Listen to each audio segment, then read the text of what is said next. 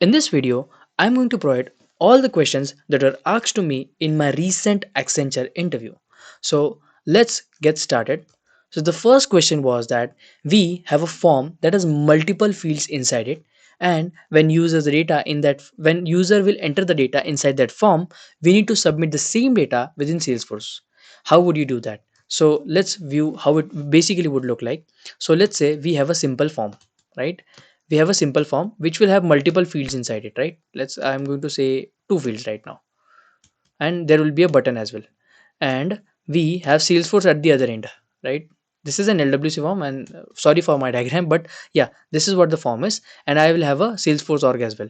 Now if I'm going to submit the data within the form, I need to store it within the Salesforce itself. So what I'm going to do in this case, that's what the basic question was. So let's move to the question back. So as we have multiple fields inside it, as soon as user clicks on the button, what I'm going to do is, let's say I'm going to write the JS for it, and let's say on submit.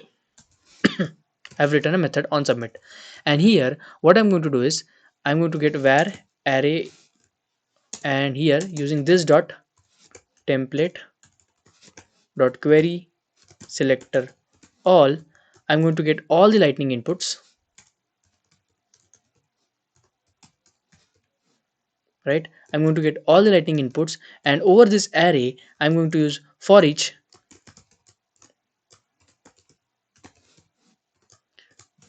and then I'm going to create variables, or I can create one object which is going to get populated based on the values.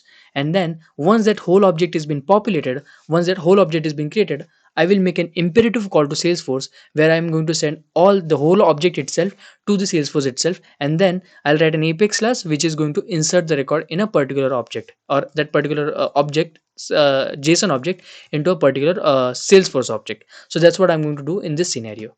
So let's move on to the next question, that is, how would you make the before component? The question was regarding the same component only, so the form only. So the before component work only for specific set of users without actually hiding the component from the end users. So right now we have this component right now. Okay, so the requirement was changed that the whatever form that we have to make this form particularly work for only specific set of user. This form will be visible to every user, but it will be editable, or the record will be saved by this form by only specific set of user. So what would you do in this condition? So to solve this problem, what I did was I said that what I'm going to do is I'm going to use custom metadata. Inside this custom metadata, I'm going to provide all the email addresses, or the email addresses of the users who will be able to access those component. Now next what I'm going to do is basically, till this point we are all good. Okay, so inside the apex class, okay, let's say apex class, what I'm going to do is, let's name it as method. So first of all, I'll get the user ID. Before executing the code, I'm going to get the user info dot get user id. I'm going to use this function. Using this, I will get the current user's id, and then I'm going to query the whole user itself.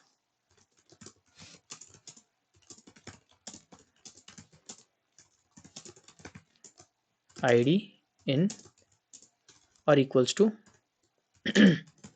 user id, right? So once I find this particular user, the current logged in user, okay, I'm going to check the email address of that user.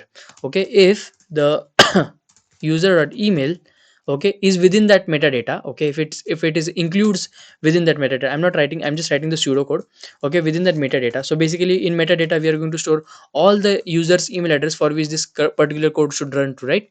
So what I'm going to do is I'm going to check whether the current users, whoever is logged in, his email address is within that metadata or not. If it is there, okay, only then go ahead and execute the code. Okay, if it's not there, just ignore the code and just pass on, right? Don't do anything. So the answer to this question was simple. Get the current user's id, get the email address of that current user, and check whether the email address of that current user is within that custom metadata that you have been using, or that you have specified. So that's what I answered for this question. Let's move on to the next question, that is, if we get any exceptions at the backend, how would you show the exceptions to the end user? Now this question is again similar to that of the previous question, the first question actually.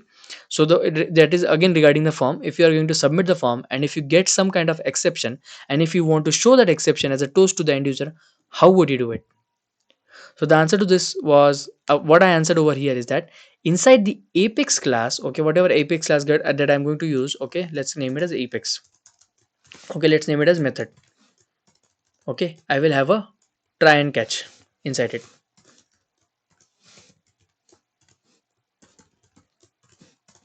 Okay, now here I'm going to create a method. I'm going to create a wrapper inside it, right? So whatever wrapper I'm going to create, it will have data, right, and along with that error as well. Okay, I'm going to create the wrapper of data and as well as the wrapper of error as well. So inside the first of all, I'll create the object of the wrapper. Wrap equals to new wrapper, and inside this wrap, if I'm within the try block, right, so I'm going to capture the data inside it. Okay, whatever data I'm going to get, I'm going to capture the data inside this particular variable. But if there is any kind of error inside this wrap dot error, I'm going to capture the error message. Okay, and what I'm going to do is I'm going to return this wrapper to the JS. So inside this JS, basically let's consider we are going to use wire, right? If I'm making a call out, okay, I'm not writing the whole code, but if data dot error, then in that case we will go and show a show toast of the error, else we are going to show or we are going to process further. So in simple terms, what did I do is that I will use a method which will have a wrapper which will consist of data and the error as well. So if there is an error, I will populate within the error. If it is data, I'm going to populate within data. So over here I'm going to check if there is data. If I'm going to make a caller from the wire to the Apex class, and I'm going to check whether the data error is not null, or if it is not equal to null. If it is not null, then I have to show the toast of the error message that I've got from the Apex class. So that's what I answered for this question. Let's move on to the next question, that what are lifecycle hooks in LWC. Now, to be very true, you can actually Google it and you can go through it. I don't want to waste time on these things. Okay, let's move on to the next question. That is, I have around 5 components which are unrelated to each other. And if we get the sum in one component number 1, I need to show the same inside the component number 5th. How could we do it? Now, let's consider in a diagrammatical way, right? So I have, let's say, oops, 5 component, right? So I have around 5 components. Let's say 1, 2, 3, 4, and 5th. So whatever data I'm going to get over here in the first component, I need to show it within the 5th component. Now my next question was, why are these components actually related to each other? So the interviewer said no, the components are not related to each other. So answer for this kind of questions, if they are not related to each other, is quite simpler. So in that case, I'm going to use LMS, lightning messaging services. So in child, or in the first component, I'm going to fire or subscribe, or I'm going to actually publish the message that I want to show, or the sum of that I want to show. And then inside the 5th component that I have, I'm going to subscribe that event, the LMS that I fired, right? And I'm going to show the data inside the 5th component. As this component are not related to each other at all, you don't need to think even a bit. You can directly go with LMS in these conditions. So this was the answer for this question. Let's move on to the next question, that is, what is the use of the platform events in LWC? Now, what exactly this platform events are? So basically, let's say you are making some food, right? You are making food, and let's say you have 5 people along with you, right, who are going to eat your food. So there are 5 friends who are within your room and you are preparing the food. Now each of the friends pokes you and tells you, okay, is the food ready, is the food ready, is the food ready? Now basically, if you think about it, you will get frustrated, right? But a much more better way to solve this kind of problem is that what's going to happen is that as soon as your food is prepared, what you will do is you will call each of the person, right? You can say A, B, C, D, A, whatever the 5 people are. I can just call them and they will come and get the food. Similarly is with the platform events, right? Say you are making a call out to a source, and if that source is not, if whatever the source you are making a call out to, or if it is processing yet, and if it is not ready yet, what's going to happen is that you can subscribe it to the platform event. So basically what happens is, whenever the source has the data ready, it's going to again notify the platform events, and platform events is not going to notify the other components that want to use that data. So that is the practical use of the platform events in Salesforce. So that's what I answered for the same questions. I give the same examples and same answer as well. Let's move on to the next question, that is, based on certain condition, how can you change the style? So to be very precise with this requirement, the requirement was that let's say I have 4 5 divs, or let's say one div I have. Okay, and div basically means this. Okay, in LWC we have a divs. So these are the divs that I have. Okay, inside this div I want to change the color. So basically, if there is any kind of error, I want to show the color as green. On the other hand, if the color is let's say if there is success, then I want to show the color as green, red. Sorry, if the success, I want to show the color as green, and if it's an error, I want to show the color as red. So how are you going to do that? So here what we can do is we can use class, right? And usually with the help of the class we can write slds classes, with the help of which we can change the color. Now to solve this problem, basically usually what we do is we hard code the classes over here. Instead of that, what you can do is you can create a variable.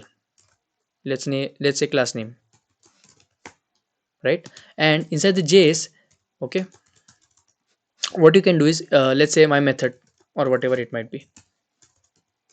Okay, there is your method. Okay, inside this method, if there is data, then it's good. This means the data is successful.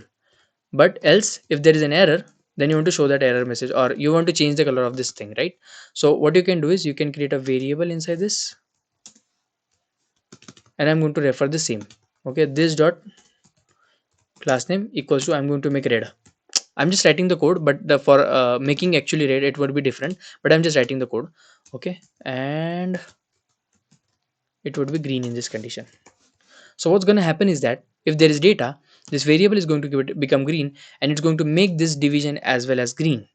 On the other hand, if there is an error, this class name is going to get changed to red, and the division also will be changed to red.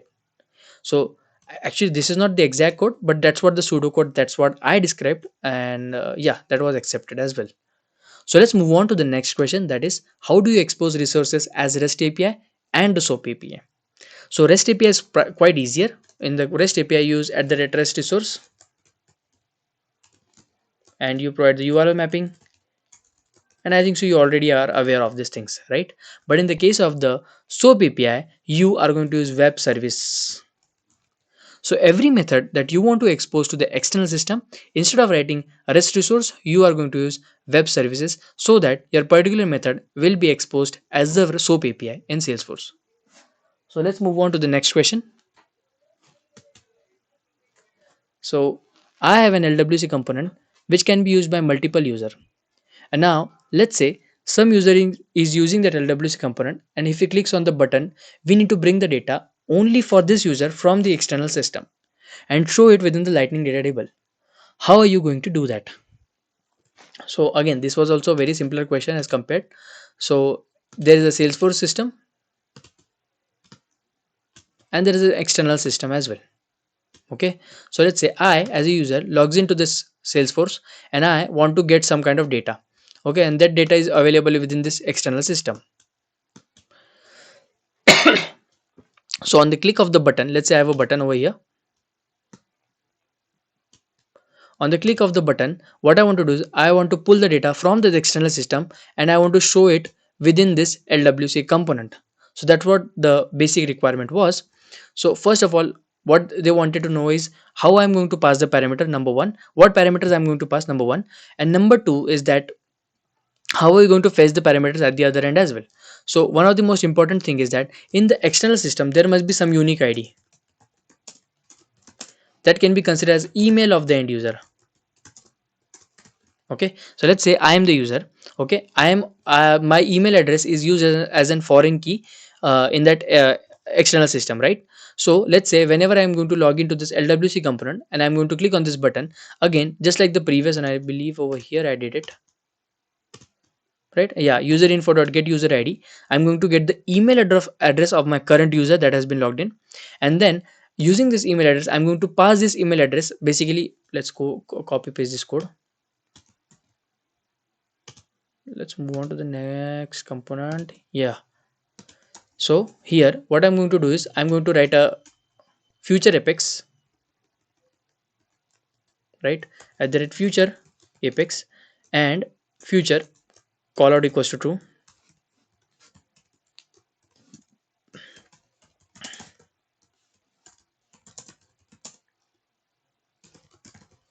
here. Okay, and here what I'm going to do is I'm going to pass the user's email address. So string, or we can say email address, whatever the email address that we are going to get from the current user, we are going to pass this to this future method. And as soon as we get pass this to the future method, we are going to pass this whatever email that we have got to the external system. And based on the email address, we are going to write the code over here as well to get the data based on the current email address. And as soon as we have got it, we are going to fetch it, and we are going to show the same within the lightning data table inside the LWC component. So this was the answer for this questions. Let's move on to the next question, that is, what is a major connection while writing the REST API in Salesforce? So I answered it two ways. One of the thing is remote set settings. That's what I thought, remote set setting, but he was looking at req.set endpoint. So basically, whenever we are going to make a connection using the REST API, we create HTTP object, HTTP request object, we set the method, and we also set the endpoint. So that's what he was looking for. So he was looking for the answer like I will say set endpoints. So set endpoint for him was the major connection, but actually I think set creating objects like HTTP request objects, setting the method, setting the endpoints, setting the remote set settings, all these things are major connection while writing making a REST API. So that's what I answered, so which was also accepted. Let's move on to the next question, that what are the best practices you might follow while writing the apex classes? Again, I'm not going to answer this question, it's pretty simple, you can easily google it. Next is, can we create the record inside the custom metadata using Apex? So answer to this question is yes, we can do it. The answer was a bit different. The question was quite different as compared to this, but the core of this question was that to ask me that can we create the records inside the custom metadata. So answer to this question actually is yes, you can create a record using custom metadata, or you can create a record using Apex inside custom metadata, but that's not the same with the custom settings. Let's move on to the next question, that future versus queuable. Again, this can be also Google. I'm not going to waste time for this. Let's move on to the next one. That is, how do you handle exceptions inside Flow? This is also quite simple. Inside Flow, you can add a fault path, and inside this fault path, you can use the flows variable to show the error messages, whatever that are available. So basically, answer to this question is using the fault path. Let's move on to the next question, that how to show the flow exceptions in debug. Basically, how to set debug level for flow exception. Now, this question, honestly, I was not able to answer, and honestly, still this point, I don't know. You can comment down if you know the answer for this question, that how to show the flow exceptions in the debug. So, if I want to show the debug, like if you go to the quick find and if you search for debug logs, and here you want to see the flow exceptions only, how do you do that? Honestly, even I am not aware, and I don't know how to do it. So, if you know, you can write it down in the comment section. So next question is how to create custom debug levels. Again, I did not know the answer to this question. I have only used SFDS, SFDS, SFDC, I think so, console something kind of a debug level is already there, but I don't know how to set a custom debug level in Salesforce. So if you know, you can also write down the question answer below in the comment sections. Let's move on to the next question, is that what are NQ actions and DQ actions in the Aura component? Now, honestly, I'm not much more familiar with Aura components. I've used it for an year or something, but not into the depth. But as far as I know, NQ actions, if you want to make a call to Apex, and if you want to bring the data from the Apex inside your Aura components, that's where you need to NQ those actions. At the same time, if you have enqueued those actions, you also need to dequeue those actions. So for that purpose, you perform enqueue. I mean the removal. Basically, what you do is you enqueue, or you put the actions within the queue. Once these actions are completed or incompleted, you also need to remove them from the queue as well. So dequeue means that basically removing from the queue. If I'm answering wrong, you can always write down in the comment section. Let's move on to the next question, that is application events versus components events. Again, this question is pretty simple. This is a question from Aura components, and the question is pretty simple. You can always Google it and find out the answers for this. So the last question is regarding the Apex class that they have asked to me. That is the coding round. It was part of the coding. But before going to the next question, if you found my videos helpful, I request you to, or if you are going for any kind of interview, if you want to attend any kind of interview, and if you're not confident enough, you can have one-to-one mock interview with me. By getting you will basically get more and more confident by taking a mock interview with me. So if you want to do that, you can click the top mate link below. So let's move on to the last question, that is, I have an account and the related contact, and whenever a new contact is added or removed, we need to capture the count of this related contact on the account page. Write the code for the same. So simple. I have an account, and under account I might have, let's draw the diagram for it.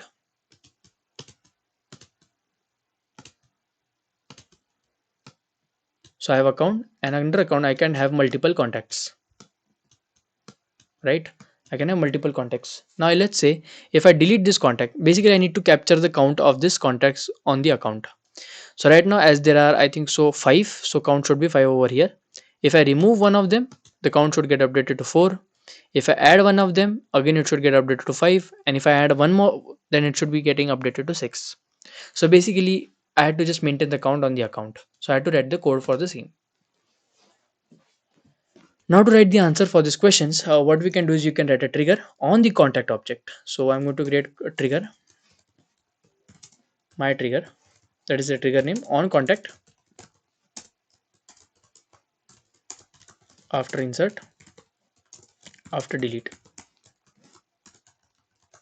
Here what I'm going to do is, first of all, I'm going to loop over the contact con trigger.new,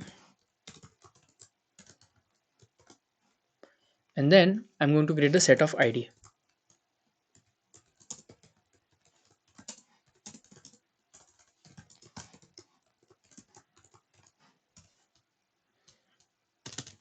And here I am going to capture all the account ID related to the contact. Now once that I've done, let me change the language to Java. Okay, now once that is done, I'm going to query the contact related to this.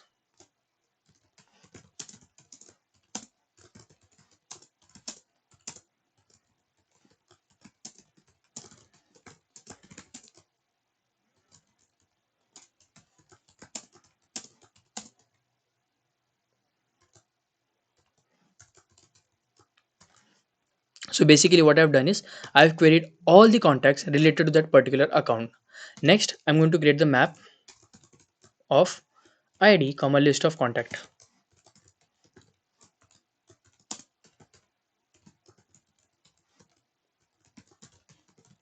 Just a new map of ID comma list of contact.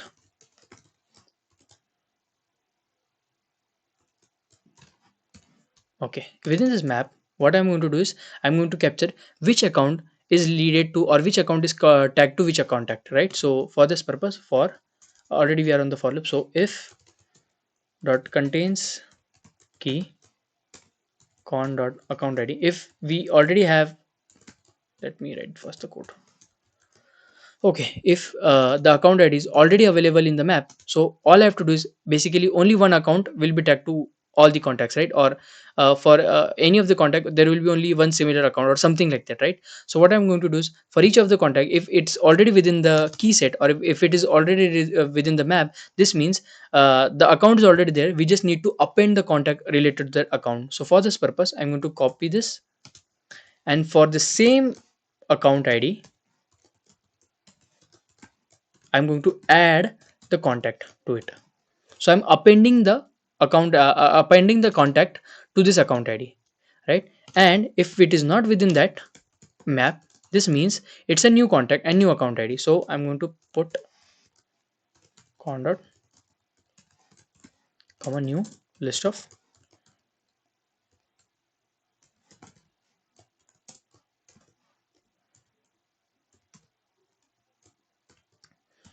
So basically I'm just tagging for each account how many contacts are there, or list of the contacts that I have. Now once that is done, last thing that I did was I queried the contact account.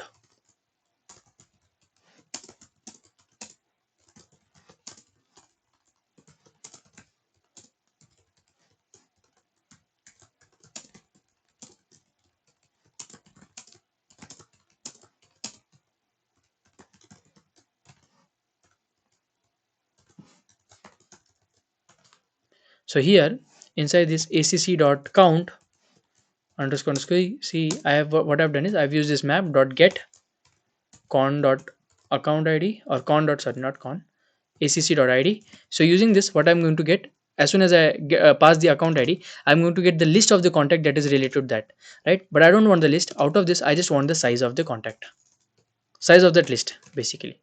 So using this, I populated the count for each of this account.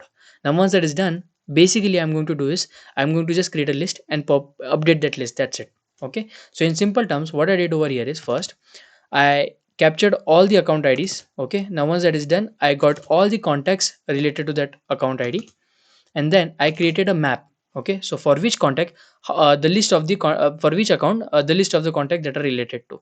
Now once that I've done, I'm looping over the account, and then using this map I'm passing the account ID. As soon as I do that, I will get the list of the contact that is related to that account. But as list has a function called as size, with the help of which you can get the list of the size, you can use the size function and you can actually get the count of the related contact to that account, and you can populate it within the variable or within the field that we have created. So this was all that was asked to me in my recent Accenture interview. If you found this video helpful, I request you to please like this video and subscribe to my channel.